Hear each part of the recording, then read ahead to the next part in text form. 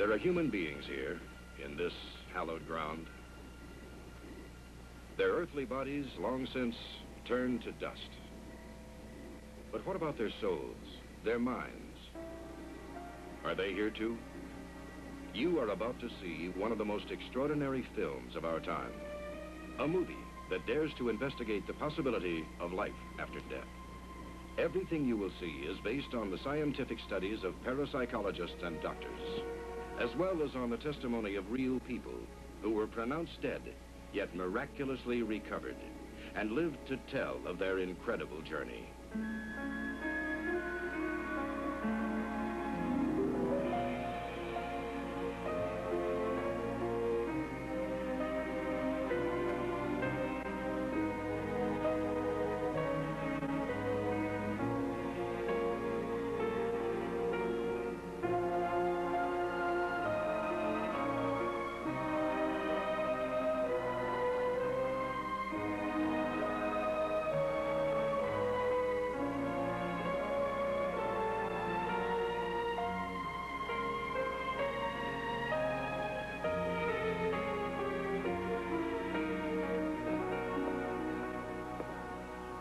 Have a good day. I'll call you from the office. Bye. What does it feel like to die? Just what happens at the moment of death? On May 10th, 1975, lawyer Dan Wilson is about to find out.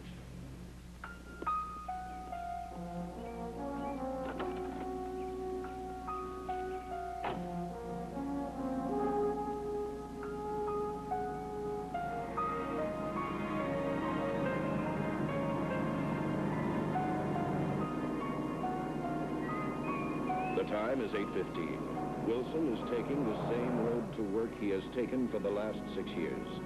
The trip generally takes half an hour, but today it will last less than 10 minutes.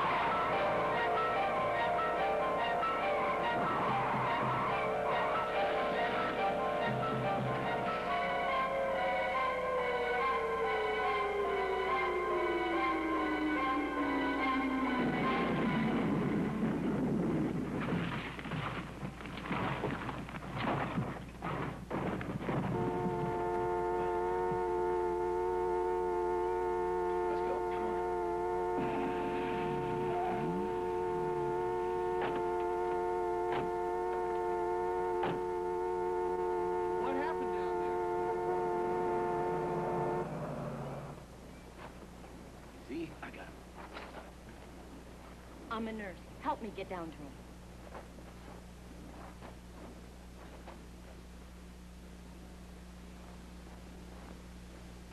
His heart stopped.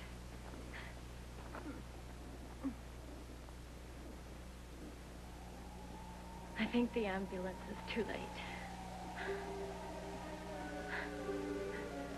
First, everything went black and silent. Suddenly, I felt as if somehow I had pushed out of my own body and started to float upward above them. I could see the nurse trying to revive me. And I knew I was dead. Then there was a blinding light. It began to envelop me. I was there, in limbo, someplace between life and death. It was beautiful. So peaceful, I didn't want to come back. There was a little bridge beyond the mist. And I somehow knew if I crossed that bridge, there was no coming back. Then I thought of you and the kids. How much you needed me. The next thing I knew, I was in an ambulance. Julie, I'm not afraid of death anymore. I know what to expect now. Dan Wilson's story is typical of the hundreds of people who clinically die each year, yet survive to tell their startling accounts of the beyond. Now that the subject of life after death is being written about in the newspapers and magazines, more and more people are coming forward to tell of their own experiences in the Valley of Death. This picture will explore some of these actual case histories. You will hear them in the people's own words. We will also probe some of the ancient mysteries, like spiritualism and reincarnation. We will try to discover exactly what awaits us in the world beyond. Is death only a door into another time, another dimension? Well, one of history's great minds thought so. Plato taught that the soul was immortal. Men have said that death is the very end. But argue as you will, I say that the soul cannot be destroyed. After death, it withdraws to another world. What that world is like, no one knows. In 1756, Benjamin Franklin wrote, Life is rather an embryo state, a preparation for living. For a man is not completely born until he's dead. Great minds have always pondered the question of death. But over the centuries, men have had the opportunity to do more than speculate. For hundreds of years, stories are told and retold of those who, on the very threshold of death, actually got glimpses into the world beyond. Great curiosity and speculation has always been aroused by a person's dying words. One noted example took place in 1654, as Prince Henry lay dying, attended by his wife, the royal physician, and officials. Young knight, as bright as the sun. My lord. Let him be. We must not disturb his eminent journey. Such glorious bells. My ears rejoice with thy music. But wait. Do I perceive royal vestments? Why, 'tis my father. He beckons me. He beckons me.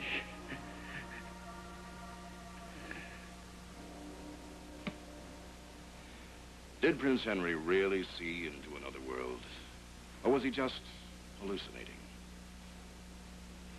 Stories of dying people who have looked into eternity have been printed and written about for many years.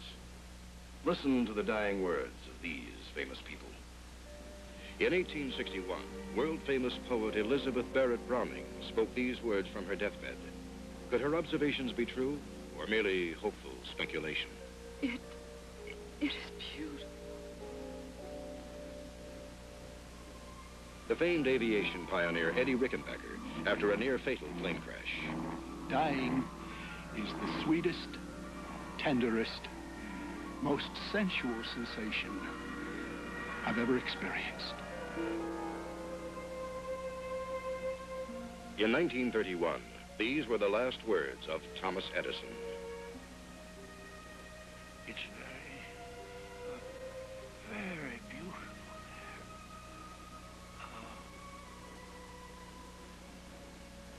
All of these people died shortly after having these visions, and so can tell us little.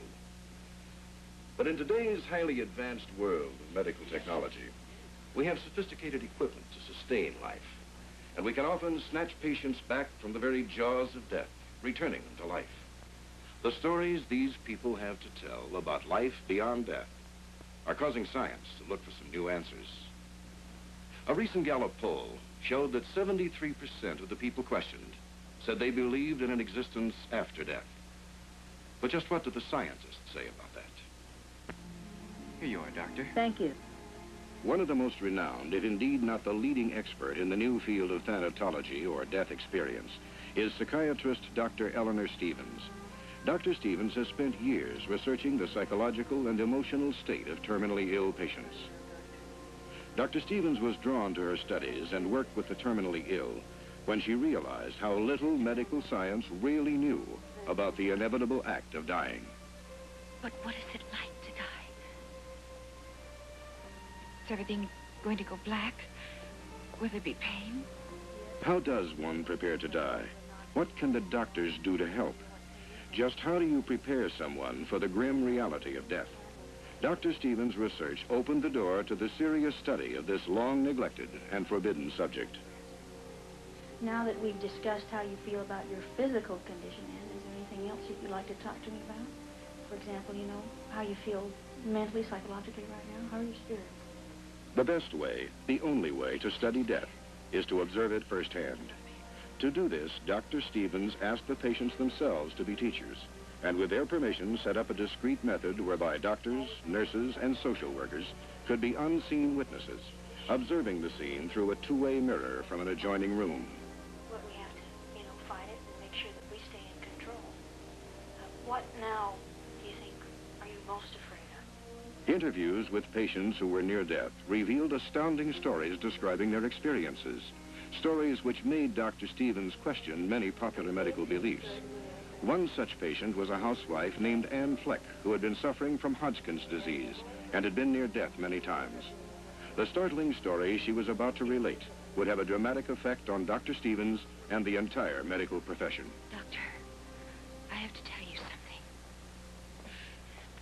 I've got to tell somebody. There's something happened to me that I can't explain. It happened about a year ago. We'd invited the Mattingleys over for dinner after they'd come back from their vacation in Las Vegas. And Edna and I, we were in the kitchen. And Hank and George, oh, what a they were in the living room. trip. Sunshine every single day. Beautiful shows every night. I think Hank liked them a little better than I might like him to. Oh, they were fun. George, you should see some of those shows in Vegas. I mean, you wouldn't believe it. You know, one of their shows claims that their costumes cost over $500,000. Can you imagine that? Huh? Anne? What's going on in there? Anne? Anne? Anne? Is she hurt? She just collapsed. Listen, go call an ambulance and Dr. Morse. The numbers are right next to the phone, okay? Yes. Let's take her upstairs.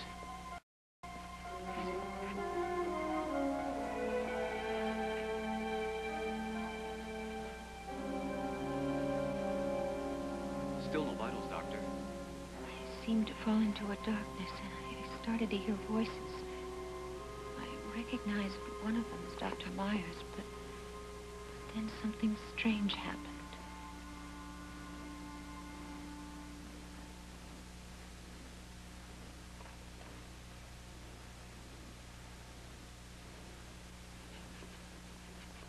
She's been gone for 15 minutes, Doctor. Keep trying. But she's dead, Doctor.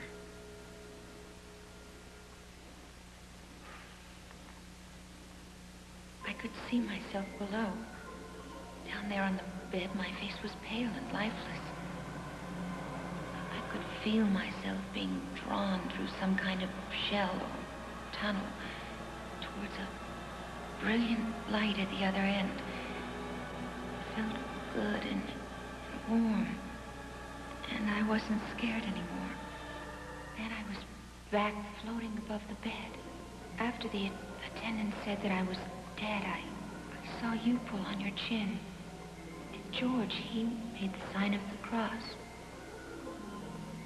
Anne Fleck died a short time later, but because of her cooperation and that of many courageous people like her, Dr. Stevens was able to seriously investigate for the first time the possibility of life after death. The doctor soon concentrated all her work on dying patients. She was startled to discover that those patients who had survived death all had similar stories to tell. She reviewed tape recordings of other interviews, cross-checked them against each other. The stories of death experiences were remarkably similar in detail.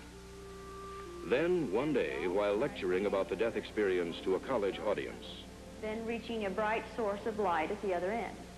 Yes. You've been telling us about all these spooky cases you've seen, about people surviving death and telling you about an afterlife. But do you really believe in all that jazz? It's not a matter of belief or opinion. I know, beyond the shadow of a doubt, there is life after death. Dr. Stevens had not intended to make her beliefs public as yet, because there was so much work ahead. But now it was out. In the next few months, the news media blew up Dr. Stevens' startling statement into bold headlines.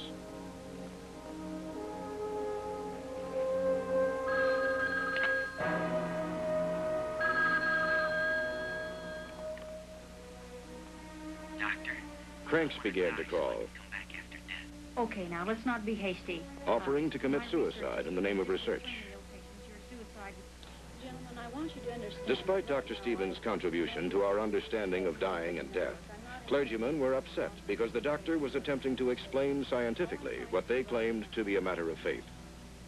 But it wasn't simply a matter of faith to Dr. Stevens' patients. Anne Fleck knew what she had lived, or rather died through. Everyone who's been through death's door has a story to tell about what it was like on the other side. Like Byron Temple. Byron didn't expect to die on that day after Christmas in 1974.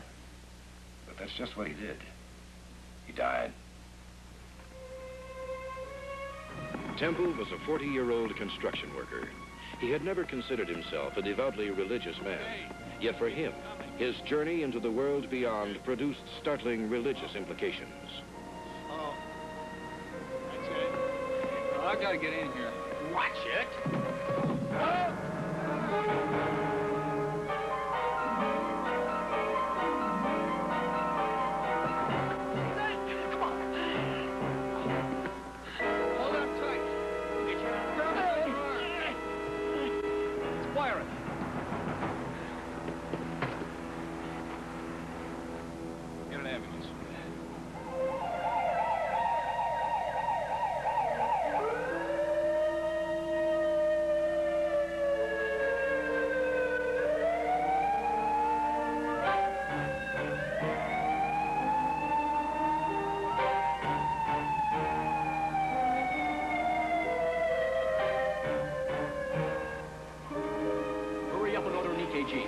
I think he's one of Dr. Tishman's patients. Get him. Yes, doctor. I can't get a pulse.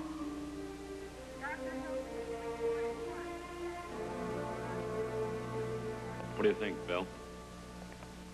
We defibrillated him, but he's in bad shape. The surgeon wants to take more pictures of him in the morning. I'm afraid there's no need for that. I don't think he'll last the night. What'd the specialist say? Jim. Sharon, we've done all we can for him. All we can do now is pray.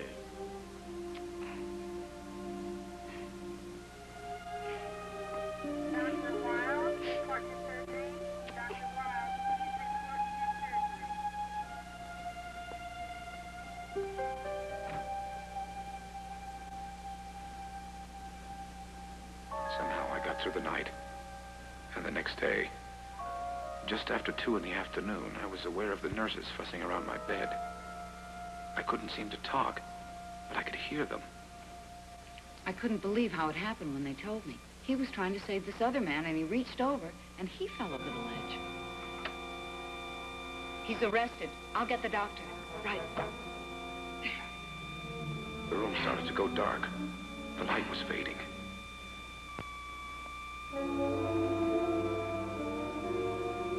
Doctor, I tried external heart massage, but I couldn't raise any pulse at all.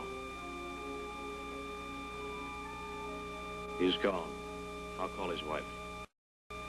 I wanted to cry out. I wasn't dead, but my mouth couldn't move. Then suddenly, I felt like I was slipping out of my own body, and pulled through a long tunnel. Soon I was high over a city, and I could see the lights blinking, beckoning me. It was the most beautiful thing I'd ever seen. Words can't describe the beauty nor the splendor of such a city. The light was overwhelming, and I knew it was not from this world. Suddenly I was back in the hospital room, but hovering over the bed, looking down at my own body. Then I saw a familiar person get out of a red car and enter the hospital. It was Pastor Fieldson. Dr. Leanne Fiedler. I could see him come out of the elevator and stop a nurse. I'm Pastor Fieldson. I've come to see Byron Temple. I'm sorry, Pastor, you're too late. He died a few minutes ago.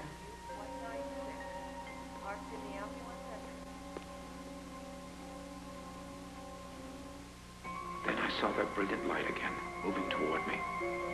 I could feel an overwhelming overwhelming warmth I've never known before.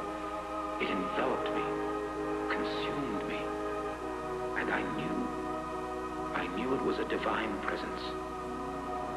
It was God. I could hear no voice, no spoken words, but I was asked what I wanted to do. I wanted to stay here. I had never felt so loved, so secure. But I was told I had more to do yet.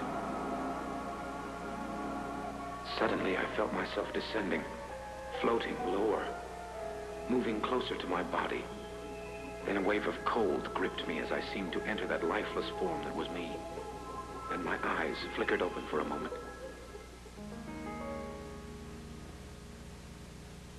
He just opened his eyes. What? But he can't be alive. The doctor pronounced him dead a half an hour ago. I don't believe it. I can't believe it. Forgive me, Jim, but you must have been wrong when you pronounced him dead. Bill, that man was clinically dead. He had no heartbeat for over half an hour. But you know the brain can't last that long without oxygen. If he did, he'd be a vegetable by now. But he isn't. There must have been some brain damage. You heard what he said about those lights. About seeing... God? Surely you don't believe that. I don't know. I've never died and lived to tell about it.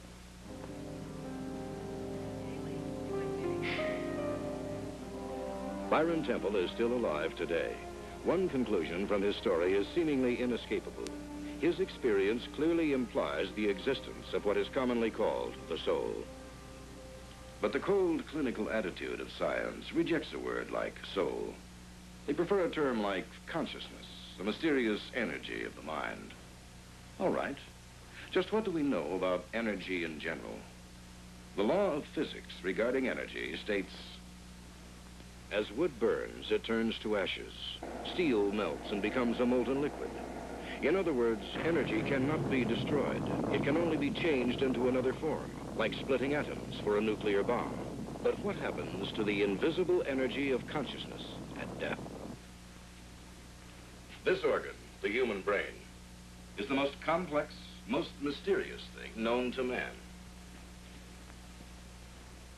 We know it emits energy because we can measure its wave activity, electrical impulses, alpha waves, among others. Today, scientific research centers are springing up all over the world, where parapsychologists are devoting themselves to just one field, the mysterious energy released by the human brain. In the United States alone, there are now over 100 universities offering courses in parapsychology, where ongoing experiments with the mind are part of the daily curriculum. It has already been proven that some people can control their mental energy and fine-tune it in such a way as to send or receive electrical brain impulses. Recently, top scientists at Stanford Research Institute performed an incredible experiment which proved electrical impulses of the brain could be transmitted from thousands of miles away. A target observer was flown to a city in South America, where he stood focusing his concentration on the image of the airport there.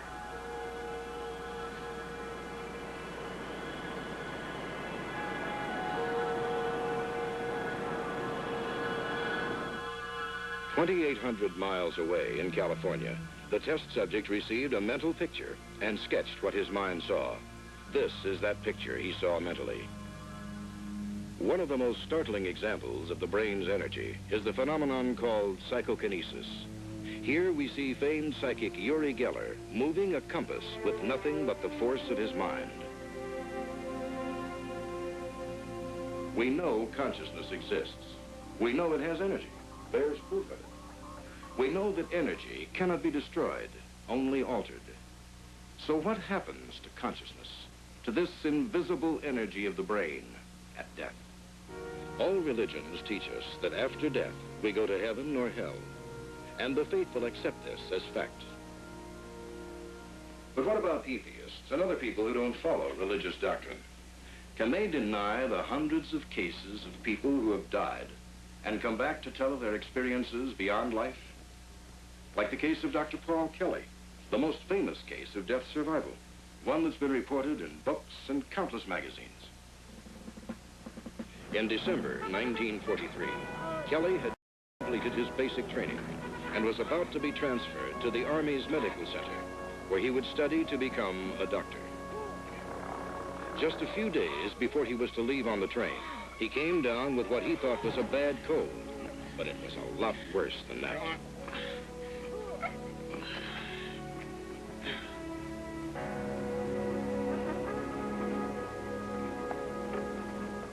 What a lousy piece of luck. Here I was just about ready to leave, and then they slapped me in the base hospital with a rotten chest cold. Or so I thought. You see, for a private like me to get a chance at medical school was practically unheard of.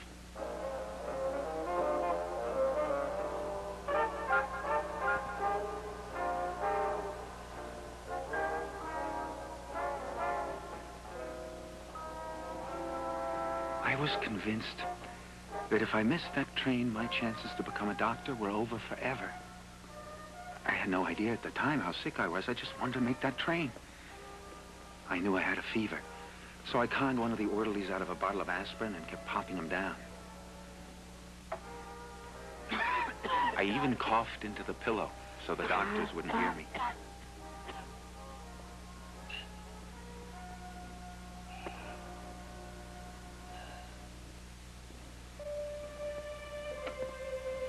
On December 19th, I was taken to the recuperation wing, and a jeep was scheduled to pick me up at 4 a.m. to take me to the railroad station.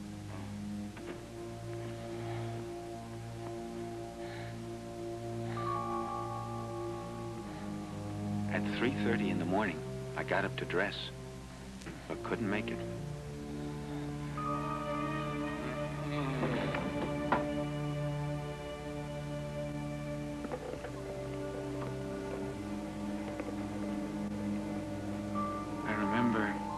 Put on a stretcher and pushed down a long hall.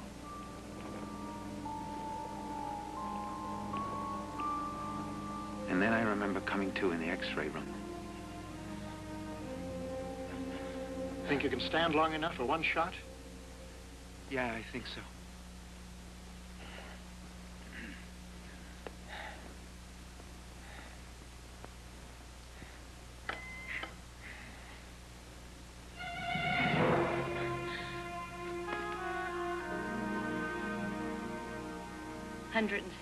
.5, still going up.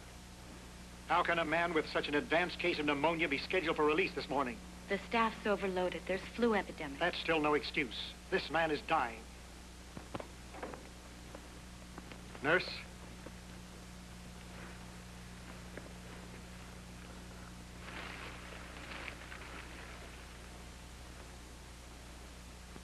He stopped breathing. There's no pulse.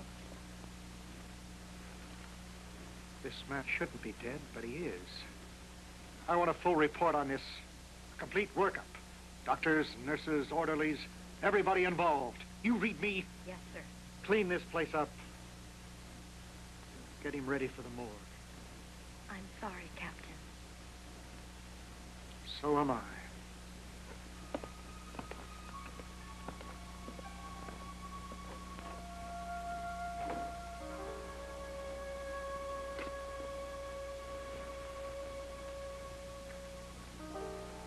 After the X-ray room, the next thing I remember was waking up in a small room and seeing a little lamp burning on an end table. All I could think of was the train. I had to make that train. I jumped out of bed and looked around for my uniform. Then I happened to look back toward the bed. Someone else was in it. The same bed I'd just gotten out of. How'd he get there? I was just in that bed a minute ago. Then in the dim light, I saw the gray skin of his arm, a lifeless hand. Whoever it was, he was dead. There was a fraternity ring on one of the fingers exactly like mine.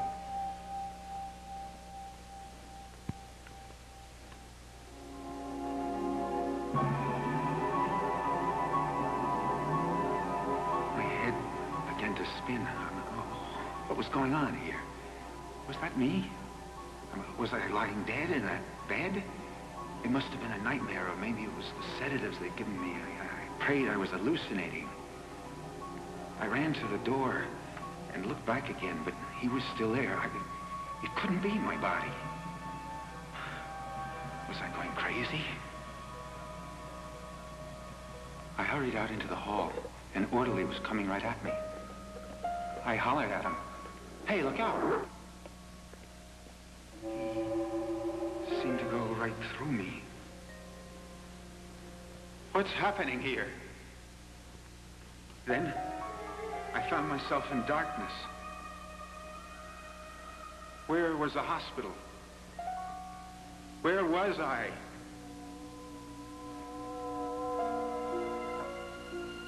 I was floating through the air above a town. And then another moment later, I was on a city street. I just wanted to know if I could feel something, anything. I reached out my hand to touch the telephone pole, but my hand couldn't make contact with it. That body on the bed back at the base hospital was mine. Somehow, we'd become detached. I had to get back to it.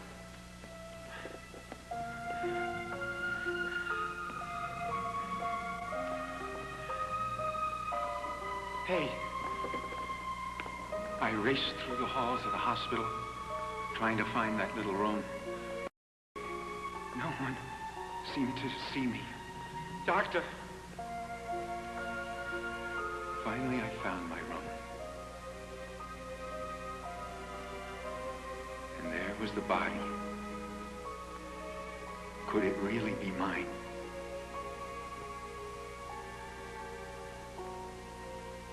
I tried to pull off the sheet, but I couldn't grab it. I had no substance. It was true. I was dead. Is this what death is?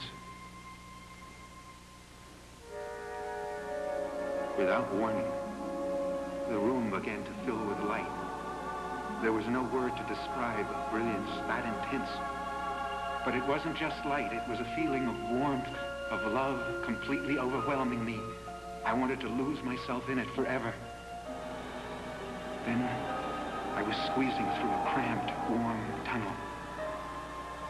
Someone reached in and gently pulled me. After that, my whole life flashed before me. More than that, really. I was reliving every moment of it. Every sight, every smell, every sound. Seeing, feeling it. Then the light seemed to speak to me, but I heard no voice. It said I was in the presence of the Son of God, and he was asking me what I'd done with my time on Earth. All of a sudden, I knew everything I'd ever done was meaningless. I knew now I was dying, and I wanted more of a chance. I pleaded that I was too young to die yet. Then the voice said that no one is too young to die. After that, the light blazed so brightly I couldn't see anything anymore. Until I found myself in another dimension. I really don't know how to explain it. But another world existing parallel to ours, like a photograph with a double exposure. Then I found myself in a room with some futuristic lab equipment and lasers and computer banks, and this was 20 years before they were even invented. I was in another time. Suddenly, I was shot out of that unearthly room and into space. I could see a city, not of steel and glass, but a city made of light. The buildings, the streets, everything was constructed of light.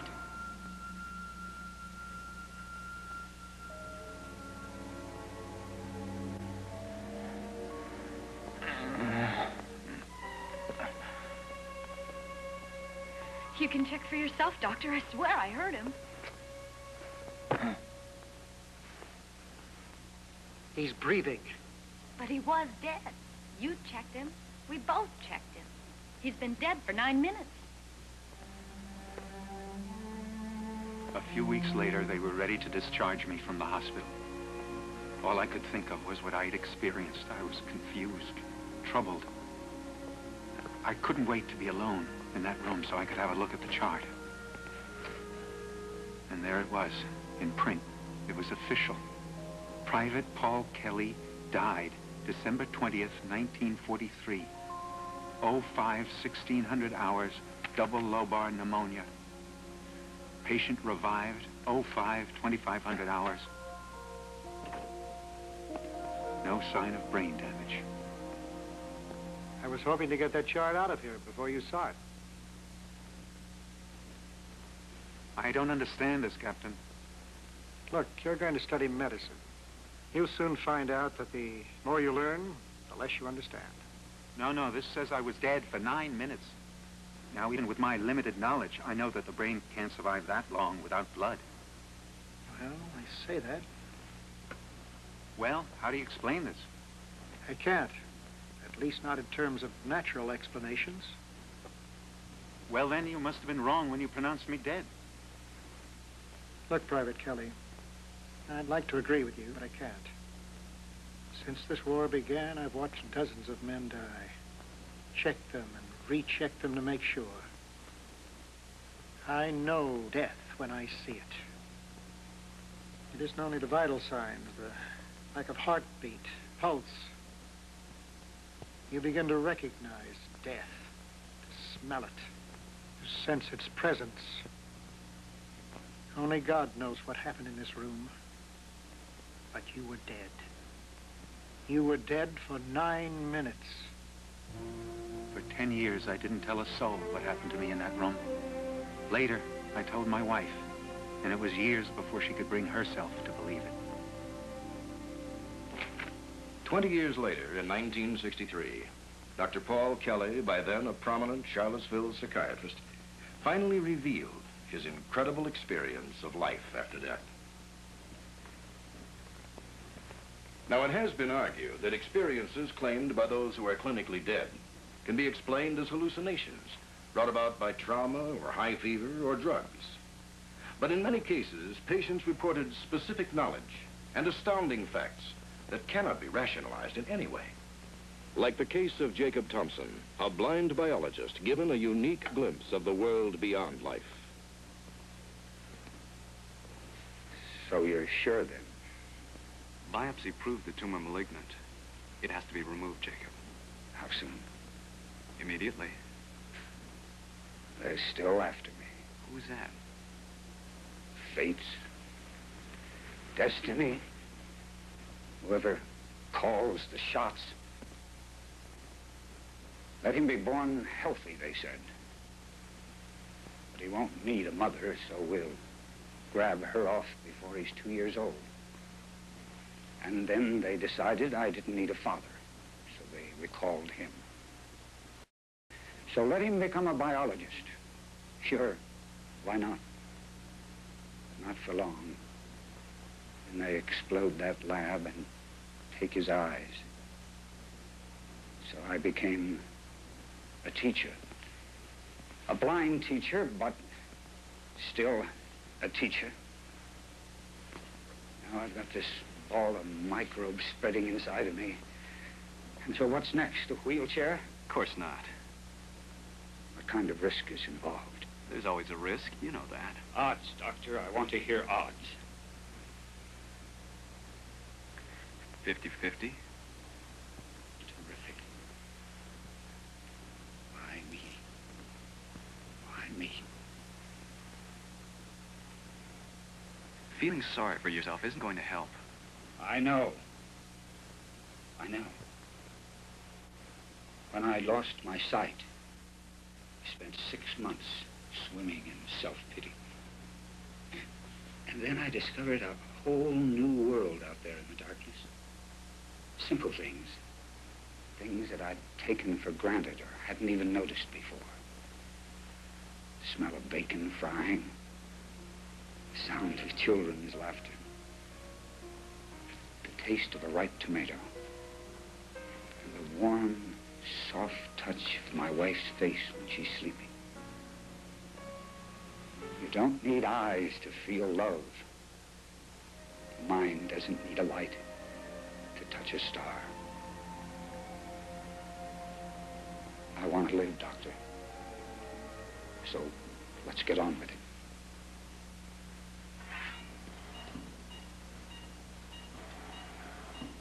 Over there. a little more to the left. That's good. Swallow. Won't be long now.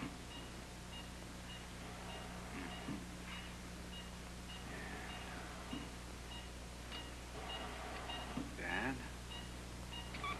Vital signs are unsteady, Doctor. We'll use shock. Hurry. We're losing him. There's no reading at all.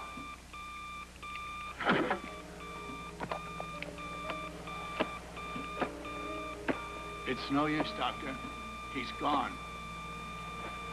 Adrenaline!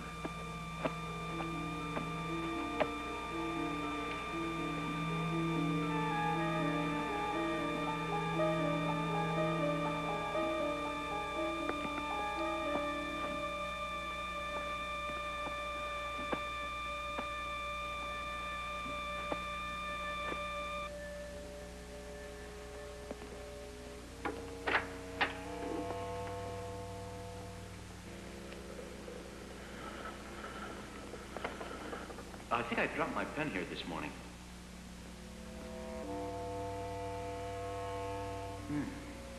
That's funny. Could have sworn it was around here. It moved. What? The one we just brought in. He moved. This guy's still alive. Get a doctor.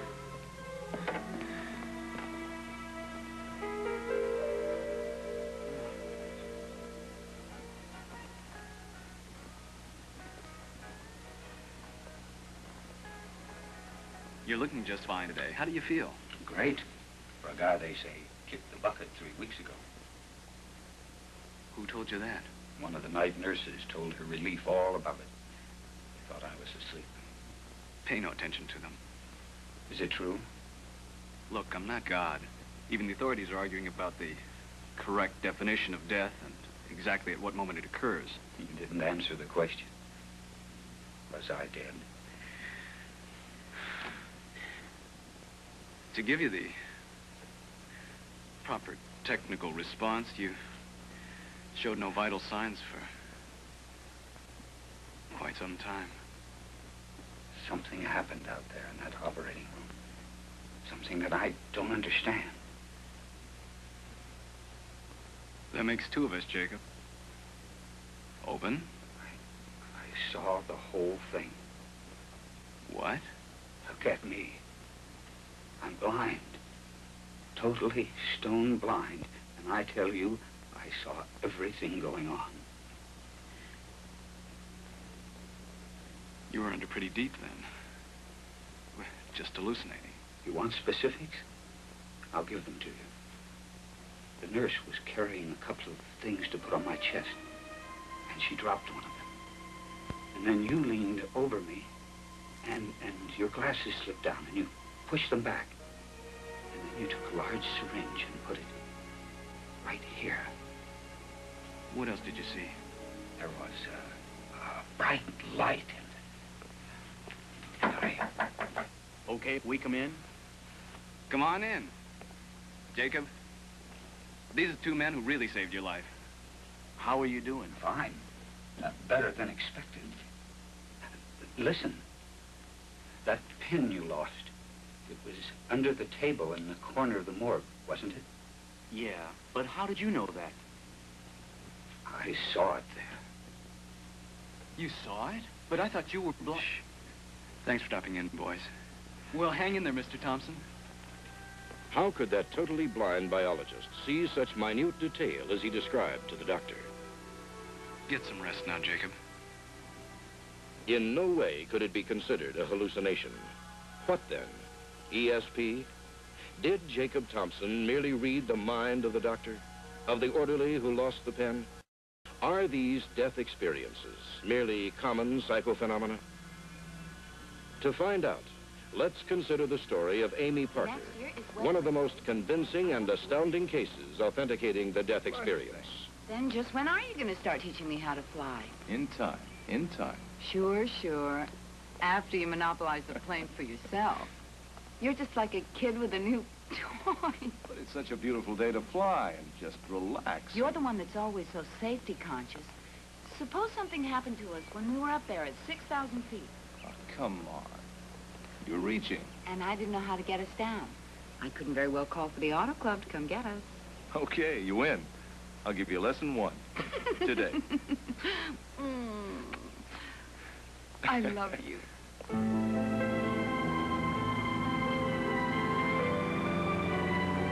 It was October 12th, 1976.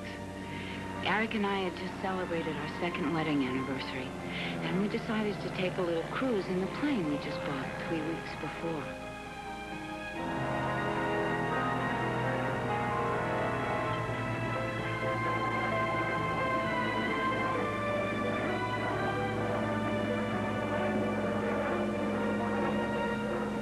Now, this is what I call really living.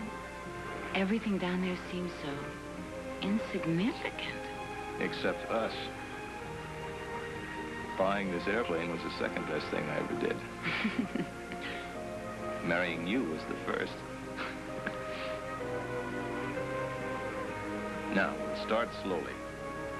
Lesson number 1. Straight and level flight.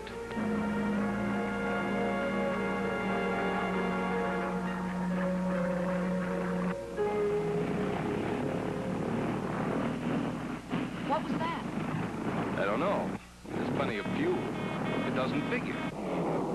There's no power. It's gonna stall!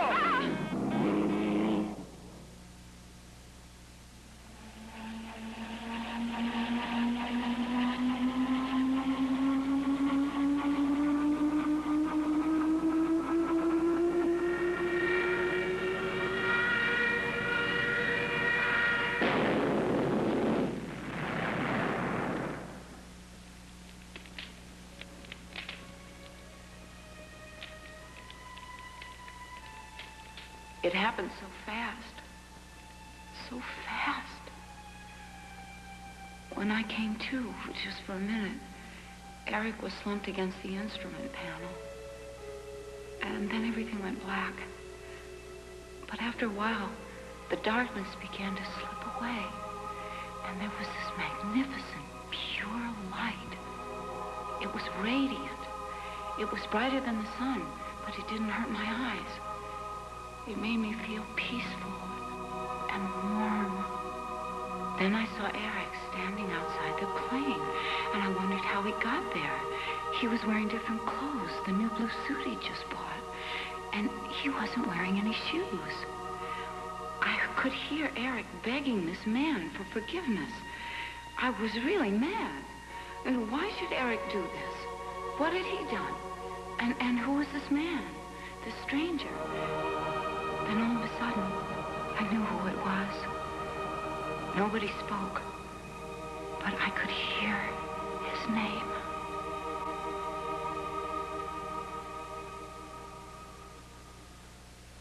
Eric Parker did in fact die in the crash, but it was not until some weeks later that Amy would share her most startling revelation. See that rose bush over there? Mm-hmm. He bought it on sale for half price. It was dying. All the leaves were brittle and dropping off. He pampered it, took it in at night and brought it back out in the morning. He babied it. He gave it new life. Just he gave me a new life. Memories are peculiar things, Amy. They can comfort us or they can torment us. Let yours warm you, not hurt you. It's the way Eric would want it. It's been almost a month since the crash, and you're the first one who's even mentioned Eric's name. Everybody keeps avoiding it, as if he never even existed. They're only trying to make things easier for you. I didn't even get to go to the funeral. You were in the hospital. There was a reason I asked you to come here, Reverend. You're the only one I could even hope might understand. I'll try. I didn't want to ask anyone else because I was afraid to. No, not afraid to. I was just reluctant to know the truth. The truth? About what, Amy? The clothes they buried Eric in. It was his new blue suit, wasn't it? Yes, but why torture yourself about... How did you know that? Your mother-in-law said that no one's mentioned anything to you about the funeral. He wore no shoes. That's why I saw him barefoot. Of course. They don't bury dead with shoes or socks on. What are you talking about, Amy? I saw him. I saw Eric. Right after we crashed, just outside the plane. He was in his new suit. And he was with... What is it? I'm not afraid. I'll never be afraid again. Especially of dying. 'Cause I saw him. I saw him. You saw who? Jesus. I saw Jesus. If Amy Parker experienced only visions induced by the trauma of the plane crash, how do we explain her knowing what clothes her husband was buried in? Is it possible that what she saw was an apparition of his soul? Well, there's that word again, soul. Is there any way to scientifically prove the existence of the soul? Some have tried. In this journal of the American Society for Psychical Research, there is a report on Dr. Duncan McDougall and his incredible experiment to attempt to weigh the soul. We're ready, sir.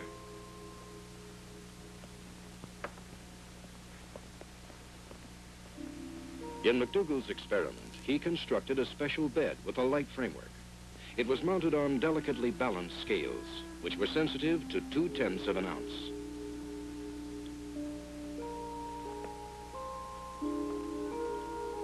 Many terminally ill patients volunteered for the experiment, and they were made as comfortable as possible.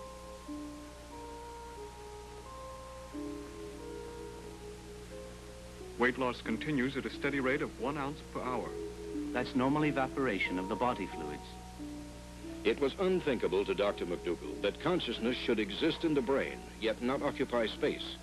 Solids, liquids, and gases all have weight. Therefore, it was conceivable to him that if there was a soul which departed from the body at the precise moment of death, then there should be a subsequent and noticeable loss in the patient's weight. He hasn't breathed for minutes now. But he's still alive. His facial muscles continue to move. But he's weakening faster now.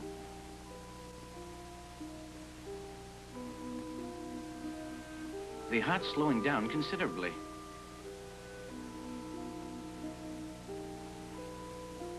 It stopped. It dropped 3/4 of an ounce, precisely when his heart stopped.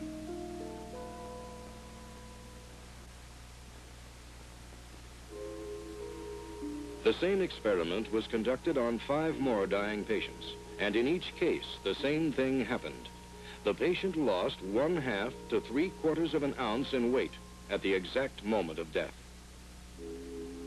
There was absolutely no medical reason to explain the abrupt weight loss at death, unless, according to Dr. McDougall, it was the soul leaving the body. The doctor then conceived another provocative proposal. The same experiment was conducted on 15 different dogs. The results were uniformly negative. None of the animals showed any loss in weight at death. Could that mean, the doctor wondered, that lower life forms have no souls?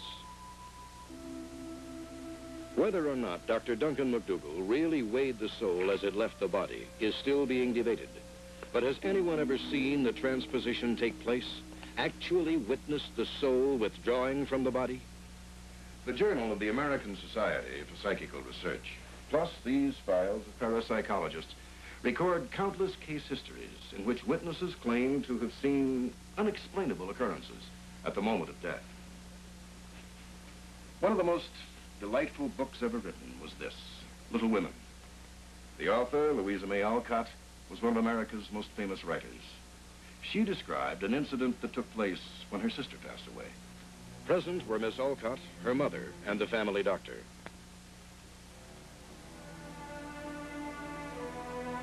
There were no indications that anything extraordinary might happen. But then, at exactly the moment of death,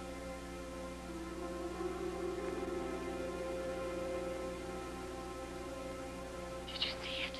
Yes, the faint mist. Doctor? I saw something. Dear God. What was it? What was it Louisa May Alcott, her mother, and doctors saw emanate from the sister's body? Could all three of them have seen some optical illusion simultaneously? more recently, on November 2nd, 1971, Margot Louisa sat with her grandfather as he lay dying at the family home in Greenville, Mississippi, while the family waited in the hall outside.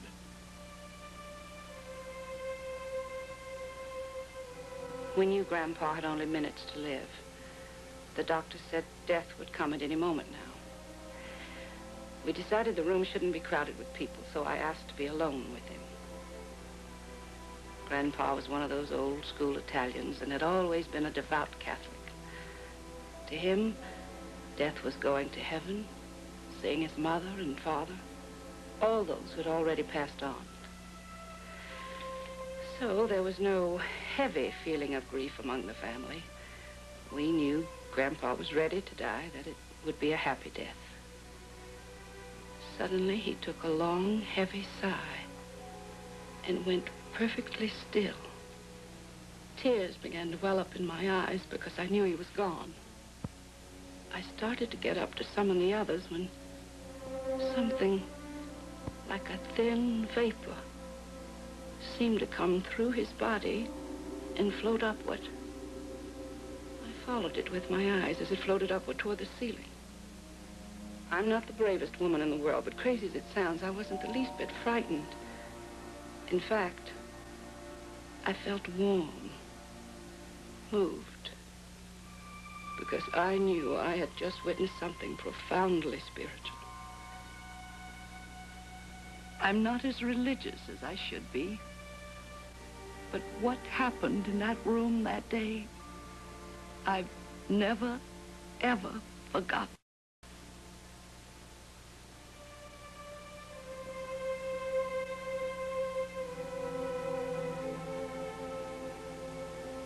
In 1911, a French photographer named Baraduc shared his wife's fervent belief that upon death, the soul left the body.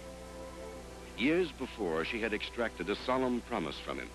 Whoever died first, the other would attempt to photograph the exact moment of death.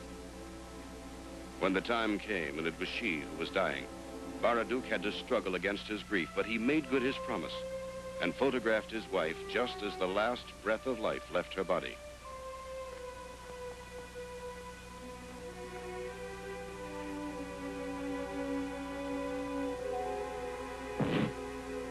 This, then, is that now famous photograph taken by Baraduc. We have seen death experiences of some fairly average people. But what about the famous, the internationally renowned? Have any of them had similar encounters with death? And would they dare to make it public?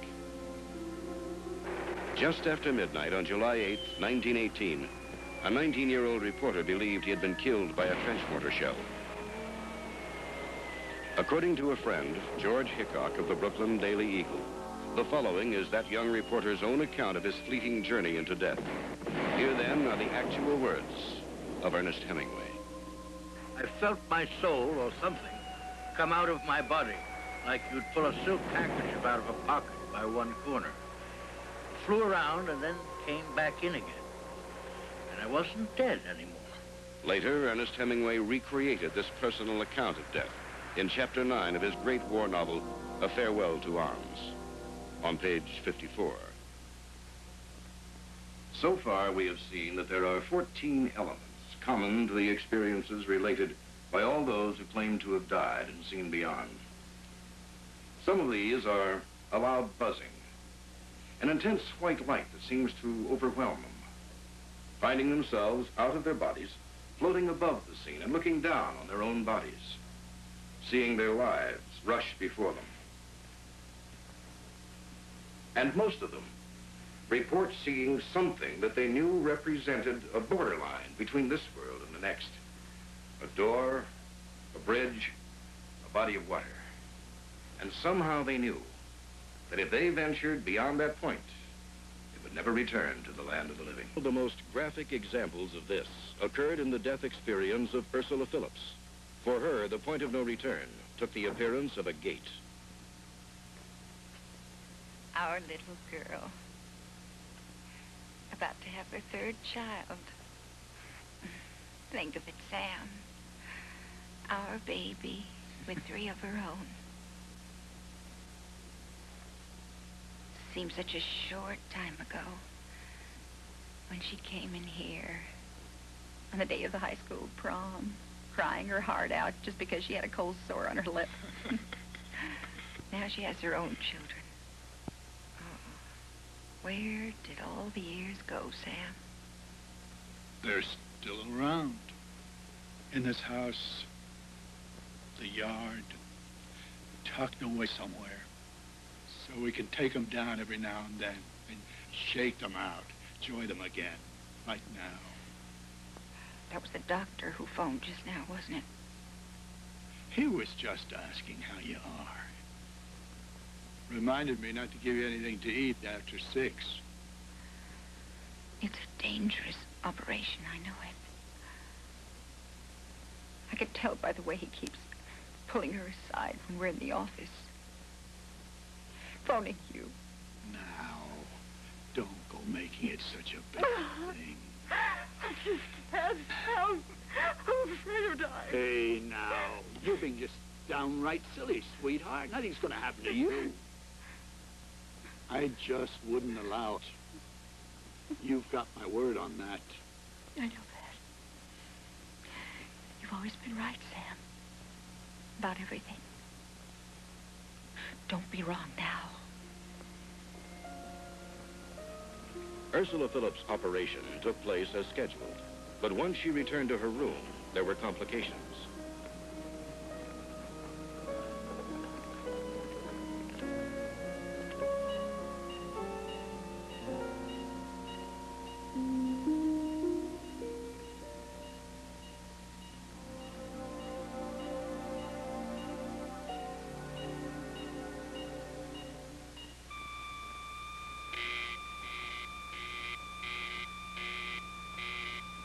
Ursula?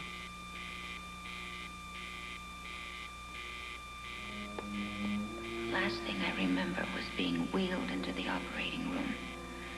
And then there was darkness, as if I'd fallen into a deep well.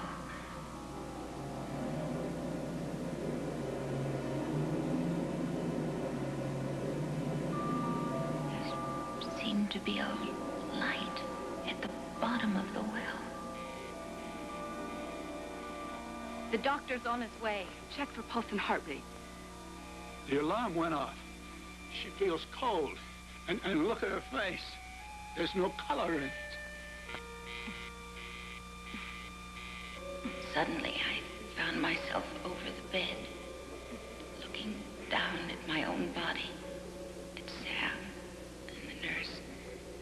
I could feel the pain leaving me, starting with my toes and going up my body.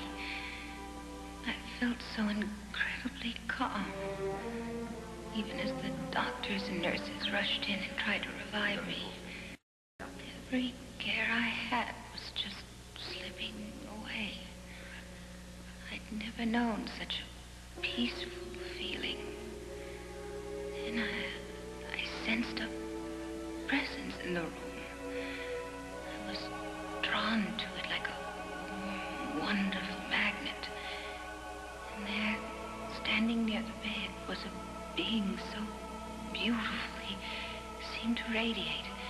He didn't speak. At least I heard no audible voice.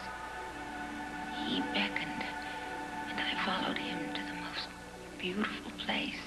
It was like heaven. Then before me appeared a gate. I wanted to pass through it. I didn't want to leave this wondrous place. But I heard him telling me Not now.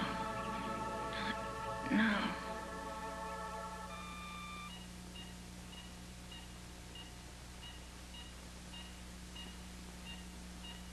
Vital signs returning.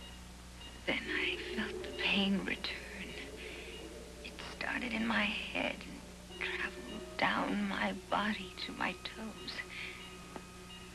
And I knew I was back among the living. Is it just coincidence that in almost all death experiences, the person saw what was described as a divine entity? Remember, Byron Temple said, I knew it was God. Paul Kelly. The light seemed to speak to me, only I heard no voice. It said I was in the presence of the Son of God. Amy Parker. Jesus. I saw Jesus. People of all faiths, Christians, Jews, Mohammedans, Buddhists, who were clinically dead yet survived, all reported a confrontation with God. This isn't going to be easy for me, Doctor. One patient who survived death was an avowed atheist. Not only did he not believe in God, but he had no religious indoctrination whatsoever. You see, this light caught me. I mean, boy, it dropped over me like a shimmering net. And there he was, this strange man, looking at me with such piercing eyes. Yet, they were warm eyes, kind. I wanted to go with him because I knew he was... You know I don't believe in God, but somehow I knew he was a divine presence. Still another frequent element of the death experience is seeing dead relatives and friends who have come to take away the dying one. In many cases, the patients didn't even know their relatives were dead.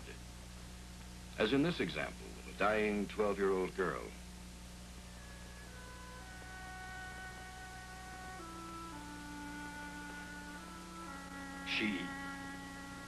She doesn't have much time.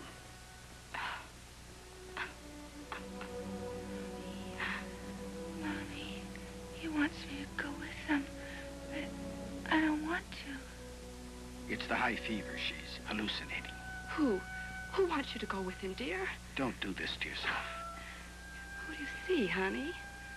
I don't know him, but he's my brother. He keeps calling me. I didn't know you had a son. Why, he's dead. He died before she was born. We never even told her about him. How could she know?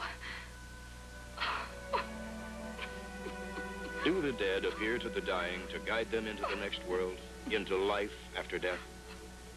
Is it only people near death who are able to see and hear those who have already died and passed beyond? For centuries, spiritualists have claimed to be able to communicate with those departed. And today, professional mediums find a devoted following in people in every walk of life, from housewives to world leaders.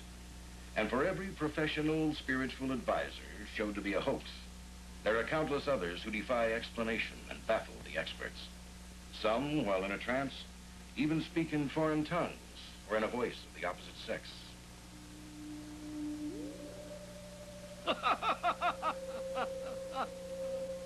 Still can't beat your own hook, Daffy. And stay out of elevators at night, Daffy. We're not expecting you for some time yet.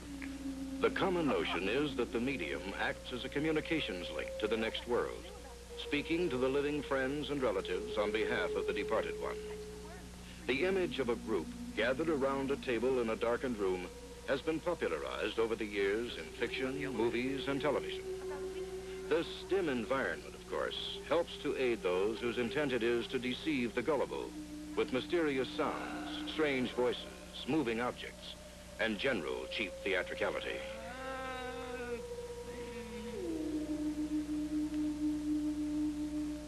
Fortunately, the skeptics have not entirely discouraged serious scholars from studying this area.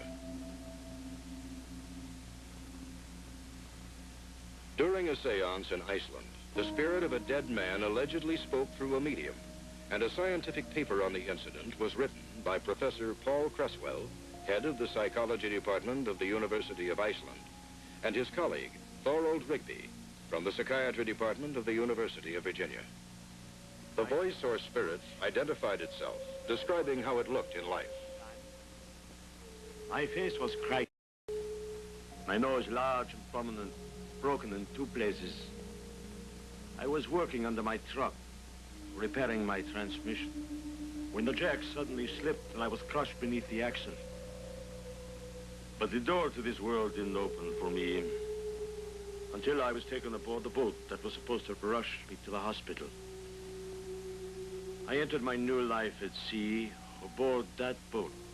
I died with my hand held by a young woman, a nurse with ash blonde hair.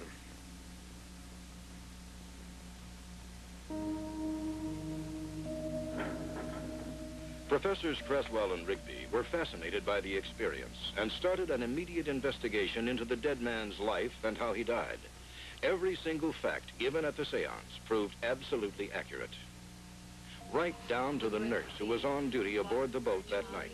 She did indeed have ash blonde hair.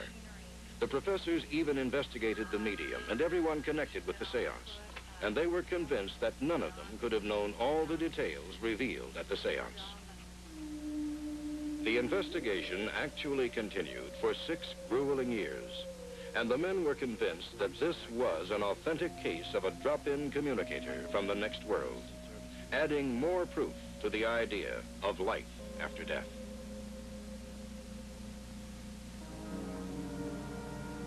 The famous escape artist and magician, Harry Houdini, devoted much of his life to exposing phony spiritualists, but not because he didn't believe in an afterworld.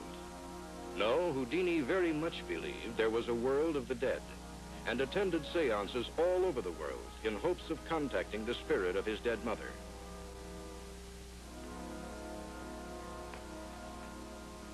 Harry Houdini had no success in communicating with his mother, but he was not discouraged from his beliefs. Join hands. Before his death, Houdini vowed to send a message to his wife from beyond the grave. In 1928, he made good that promise during a historical seance conducted by the noted medium Arthur Ford. There is another man here tonight, one who wishes to communicate a message to his wife. His name in life was Houdini. He asks to relay to his wife the words, Roosevelt, answer. Tell.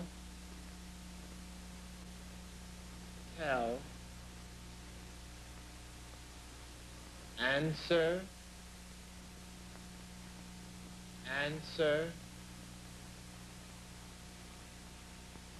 Learn. Idea.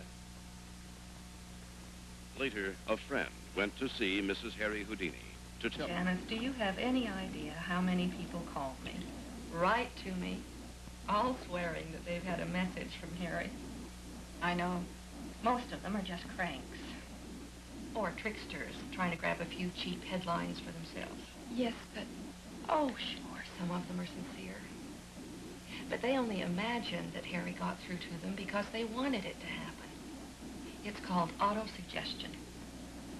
But this message, it was like it was in some kind of code. Code? Really just meaningless words. It didn't make sense. What was it? I wrote it down word for word. Here it is. Rosedale, answer. Tell, answer, learn, idea. That's it. Can you make anything out of this? Yes. What? Before Harry died, we made up a secret code. code. He said that he'd try to transmit it to me through a third party after he entered the next world. Does this mean something then? Yes. Roosevelt. Believe.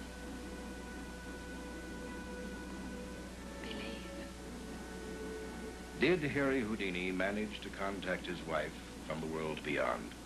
And if so, where was he? What is the beyond? Where does the soul or consciousness go when it leaves the body? To heaven, where we shall see God and be reunited with our loved ones? Or, as many psychical researchers and spiritualists believe, remain right here on our own planet, but in another dimension? Does each of us go through an endless cycle of births and deaths, dying and being reborn again in different bodies? Plato believed that if the soul can exist in the future, it must also have existed in the past. Could this indestructible energy that we call consciousness, the soul, could be transferred to another body in reincarnation and live again? And if we have lived a former life, why don't we remember it? Or do we? Parapsychologists tell us that lack of memory of another life proves nothing, since most of us have no conscious recollection of our own early childhood either. But what about our subconscious? In 1952, Maury Bernstein succeeded in regressing a Colorado housewife beyond her own birth, back to a former life in Ireland, to a girl called Bridie Murphy. My friends in Belfast are Mary Catherine and her husband Kevin. We love to go there. We spend long evenings sitting around in the big kitchen, playing cards and drinking tea. Belfast is so much fun to be in. Though the housewife had never been to Ireland, she spoke with an Irish brogue while in a trance, and her description of her earlier home and other details proved amazingly accurate. Hundreds of cases claiming reincarnation are reported from all over the world every year.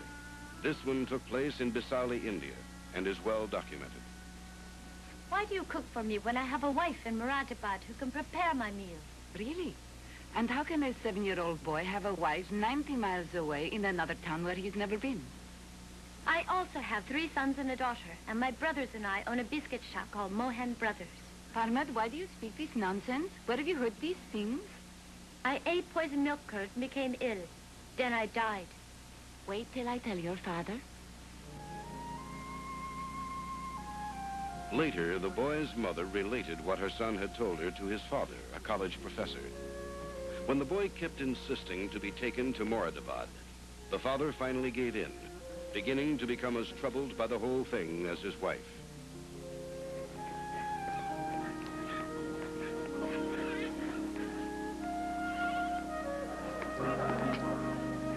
When they arrived in the distant city, the young boy actually led his skeptical father directly to the bakery that he had described. You are my cousin Karam. My name was Parmanon in my previous life. The boy's father was embarrassed, but nevertheless tried to explain the strange stories his son had been telling him. But I did have a cousin named Parmanand. He died in 1943 of an intestinal illness after eating bad milk.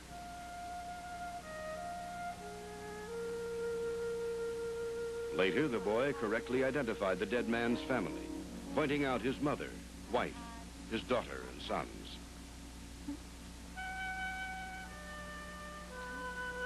The most remarkable thing of all happened after the boy and his father left the shop.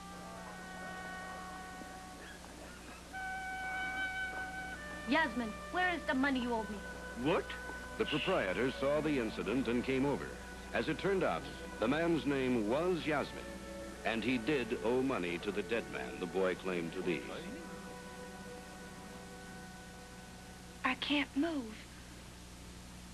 My dress is long, flowing. It trips me. I try to run, but I can't.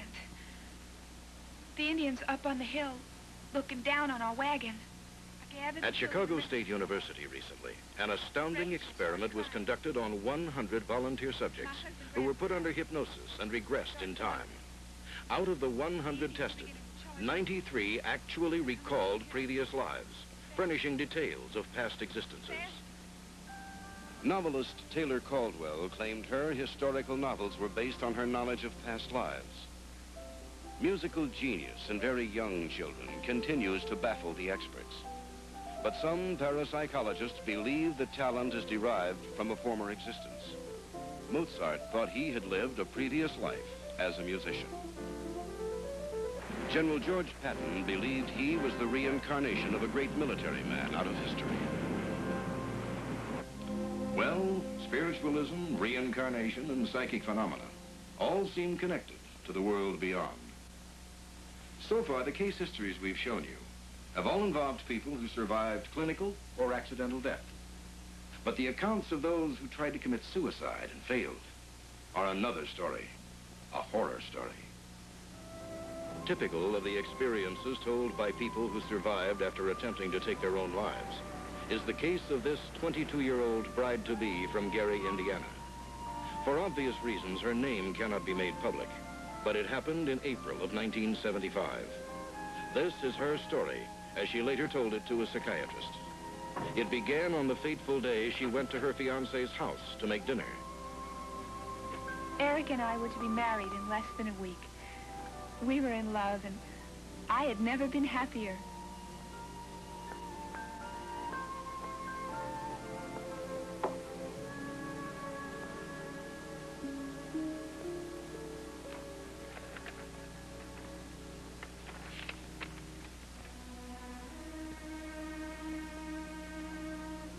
His note said that he was leaving. He'd met another woman, and he'd fallen in love with her, and he couldn't marry me. I couldn't believe it. I didn't know what to do.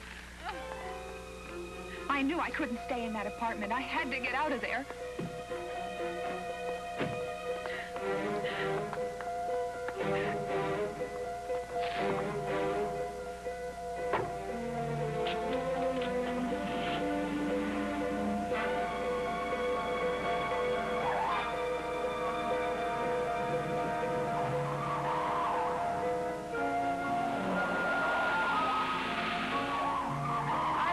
Like I had never loved a man before. Our wedding invitations had already been sent out, and my parents were going to be here in 2 days. How was I going to face them? My whole world had fallen apart. I didn't care anymore. I decided to kill myself.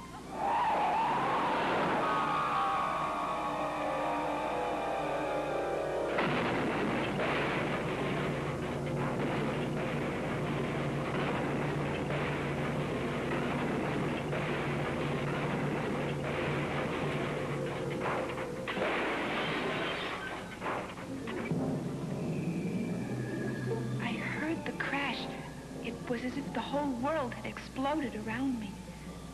And then there was only silence and darkness. Suddenly, I went through a long, dark subway. The pain was excruciating. I tried to scream, but couldn't. And I was so cold, terrified. And something started striking out at me. Hands kept ripping at my skin.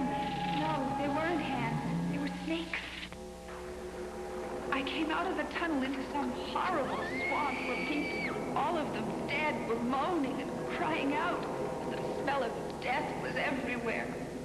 Oh, God, pray for me.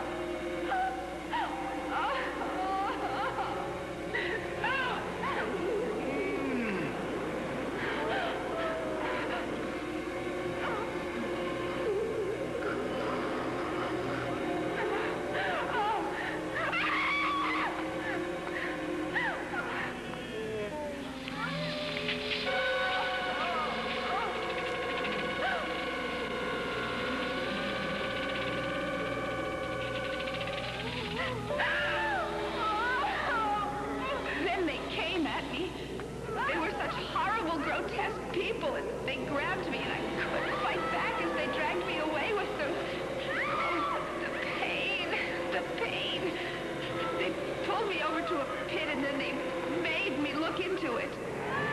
Oh, it was hideous.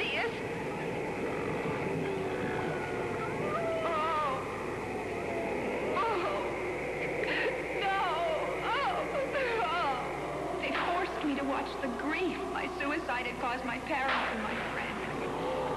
My head was pushed around to see two small children begging for life. They were my children. Children who would never be born because I had killed myself before they could even be conceived.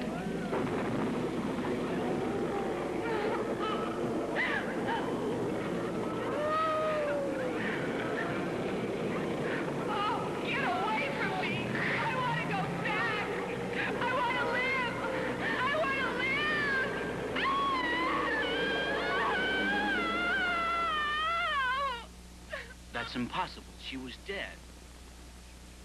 Could God or some unknown force choose to punish those who try to take their own lives?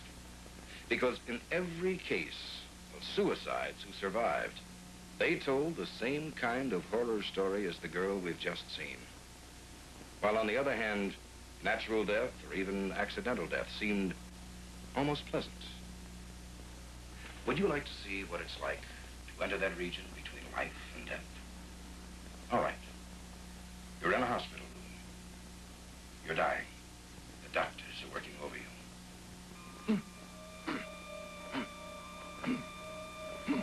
Massage isn't working. We'll have to give him shock.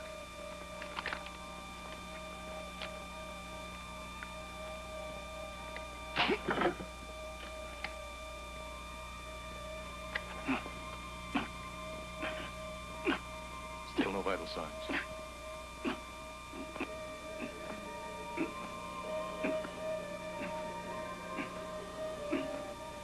It's too late. The patient's gone. Adrenaline. Yes, doctor.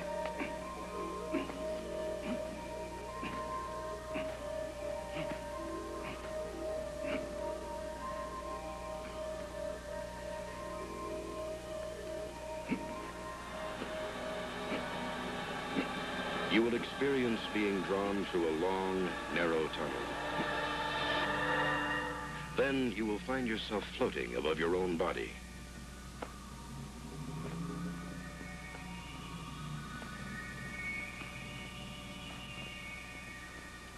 Departed friends and relatives will appear before you.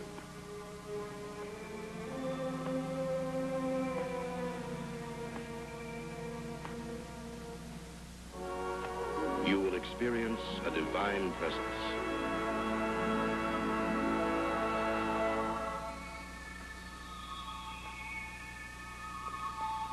There will be the sensation of actually getting up and leaving the room. Soon, a gate or doorway will appear before you. You will know it to be the point of no return.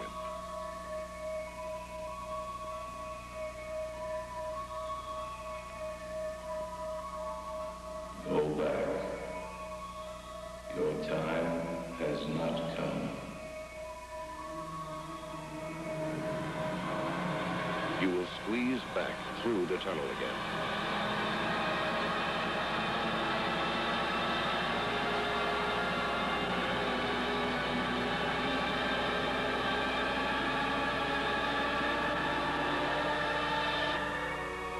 An intense but warm white light will engulf you and bring you back into your body.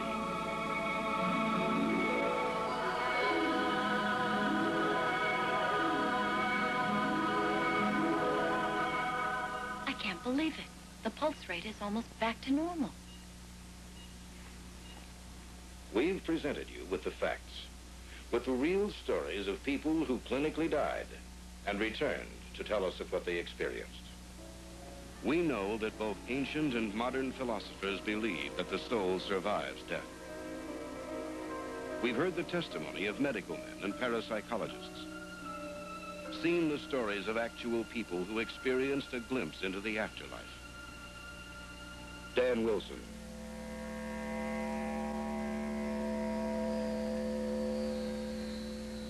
Anne Fleck,